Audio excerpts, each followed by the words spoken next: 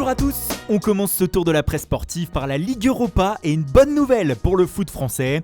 Il y aura bien un club encore en lice au printemps dans cette compétition. En effet, hier Lille est venu difficilement à bout du Sparta Prague à domicile 2-1. Une victoire qui qualifie le LOSC pour les 16e de finale. Ça c'est fait, s'exclame le quotidien local Nord-Éclair ce matin. Ce ne fut pas évident, les Dogs étant menés contre le cours du jeu en seconde période, mais l'essentiel est assuré. Dans ce même groupe, l'AC Milan s'est aussi qualifié en battant le Celtic 4-2 à San Siro. Le Milan en passe 4, écrit ce matin la Gazzetta dello Sport, qui salue la capacité de réaction des hommes de Stefano Pioli, qui était mené 2-0. En revanche, fin de l'aventure pour Nice, encore battu hier sur sa pelouse par le Bayer Leverkusen 3-2. Les Aiglons sont éliminés et Patrick Vieira est plus que jamais sur la sellette pour le journal L'Équipe. Hier soir, son limogeage était imminent. Ce matin, selon Nice Matin, il aurait été acté. Le champion du monde 98 ne serait plus l'entraîneur de Nice à l'heure à laquelle nous parlons. L'officialisation devrait tomber rapidement.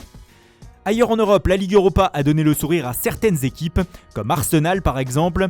Déjà qualifiés, les Gunners ont fait le spectacle, victoire 4-1 contre le Rapid de Vienne. Et ce spectacle avait un goût particulier hier à l'Emirates. En effet, c'était le grand retour des spectateurs au stade en Angleterre. 2000 personnes étaient autorisées à assister à la rencontre hier. Ils ont pu voir notamment un fantastique super jeu de mots du Guardian, but d'Alexandre Lacazette notamment. Tottenham en revanche de son côté n'a pas gagné même si les Spurs se sont qualifiés. Match nul 3-2 à Linz face au LASK. Et après la rencontre, une nouvelle sortie de José Mourinho à l'encontre de ses joueurs. Comme le rapporte Daily Star, le coach portugais s'est demandé si certains de ces hommes avaient vraiment envie de jouer cette compétition.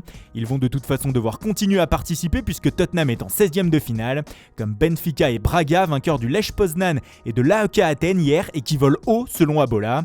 Qualifiés également la Roma, le Slavia Prague, Leverkusen, les Rangers, Grenade, le PSV, Leicester, Villarreal, Antwerp, le Dynamo Zagreb, Hoffenheim et l'Étoile Rouge de Belgrade. Hier soir aussi avait lieu le tirage au sort du Final Four de la Ligue des Nations qui se disputera en octobre 2021 en Italie. Et en demi-finale, l'équipe de France retrouvera la Belgique pour un remake de la demi-finale de la Coupe du Monde 2018 en Russie. Le journal belge Het Nieuwsblad demande une revanche à son équipe dans un petit peu moins d'un an. Mais avant cela, l'Euro sera passé par là. L'autre demi-finale de cette compétition opposera l'Italie, pays hôte donc, à l'Espagne. On parlait de l'équipe de France, place à l'actualité de nos champions du monde désormais, et direction l'Italie pour retrouver en première page de Tuttosport Olivier Giroud. Malgré son quadruplé de mercredi soir avec Chelsea en Champions League, le Français ne dispose toujours pas d'un temps de jeu satisfaisant. Un départ est donc toujours à l'étude, et l'Inter a senti le coup et selon le média aurait pris contact avec l'entourage du joueur afin de tenter de le convaincre de rejoindre Milan en janvier. Les Lombards avaient déjà tenté le coup l'été dernier. Rodrigo de Paul de l'Udinese serait aussi dans le viseur de l'Inter. On continue l'actualité mercato avec évidemment la bombe qui se retrouve à la une de pas mal de médias européens ce matin. Après la victoire à Manchester mercredi soir, Neymar n'a pas pu s'empêcher de faire le buzz avec une petite phrase. Le Brésilien a exprimé son souhait de rejouer avec Lionel Messi et dès la saison prochaine, sans dire dans quel club évidemment. Les spéculations vont donc bon train depuis hier sur un changement de formation pour le Brésilien ou alors l'Argentin. Cela semble plus plausible pour Messi qui est en fin de contrat avec le FC Barcelone en juin.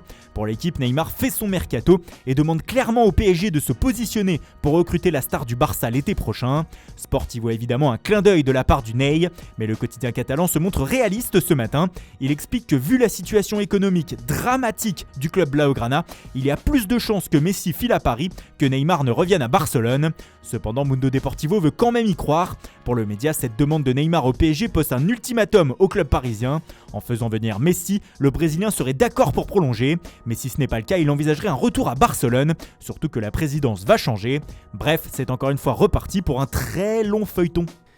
Et on termine en parlant du Barça par l'homme du moment en Catalogne. Il s'agit de Martin Braithwaite. L'attaquant norvégien, auteur de 4 buts en 3 matchs, fait la une de plusieurs quotidiens ce matin. Les Sportivo pensent par exemple qu'avec lui, les Blaugrana ont enfin trouvé leur pur avant-centre, leur pur numéro 9, et donc enfin le remplaçant de Luis Suarez. Le journal El País pense la même chose et écrit noir sur blanc que le Barça a trouvé son 9. Il a convaincu tout le vestiaire et son entraîneur Ronald Koeman. Il est désormais comparé à Henrik Larsson en Catalogne. Voilà, c'est tout pour aujourd'hui. Merci pour votre fidélité. Bonne journée à tous et rendez-vous dès demain matin pour une nouvelle revue de presse.